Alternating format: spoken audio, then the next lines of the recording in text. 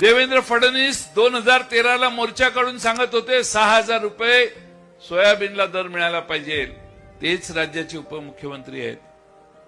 3400 3500 ह्याच्यावर सोयाबीन जाईना झाले, अशी आजची परिस्थिती आहे. आणि म्हणून शेतकऱ्यांच्या विरोधात धोरणं ज्या सरकारने स्वीकारलेली आहेत, शेतकऱ्यांचा शेतीमाल महाग झाला, जादा दराने विकला गेला तर महागाई वाढते असं समजणारी जी लोक आहेत त्यांच्या विरोधात मित्रांनो आपली ही लढाई आहे. ही लढाई फक्त शिराळ्यात कोण निवडून येणार आणि कोण नाही एवढी मर्यादित नाहीये.